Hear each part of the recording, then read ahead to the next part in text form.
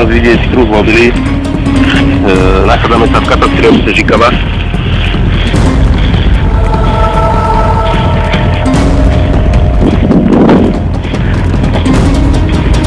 Sú tu dva kruhy o priemere 14 metrov, jeden o priemere 10 metrov, ktoré sú spojené rovnou kolmicou, ktoré ide vprv odsyp týchto troch kruhov.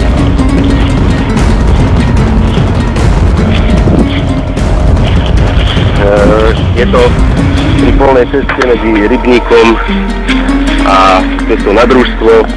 Máme podozrenie, že ide o skutočný stret s mimozemskou civilizáciou, nakoľko uloženie stebiel zodpovedá práci síl a techniky, ktorú my nepoznáme.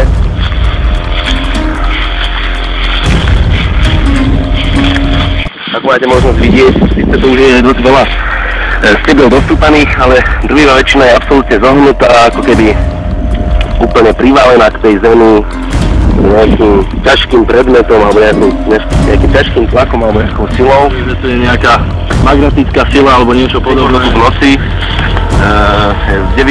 na 10. júla 2011. Dnes je 12. júla 2011, sme tu, 4 svedkovia zo Slovenska a máme za to, že sa tu diali menšie pokusy s virgulami a multimetrom, ktorý žiaľ teraz ešte nemá tieto dostatočné výsledky.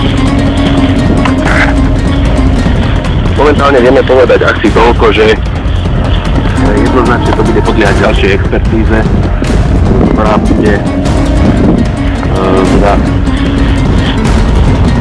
mať za úlohu zistiť, čo znamená aj tento znak niekde v nejakej egyptskej alebo majskej kultúre, možno to znamená nejaké písmo alebo nejaký symbol niečoho.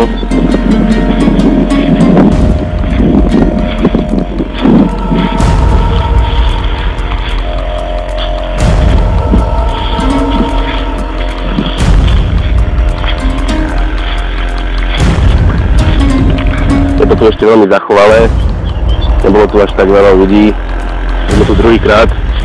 Toto skúmanie, ale sme tu sami, nevieme, budeme ďalej zisťovať a dáme vám vedieť. Jednoznačne aj virgula ukazuje, že to je nejaká magnetická sila alebo niečo podobné, takže nie je to len tak, určite je to skutočné, takže super.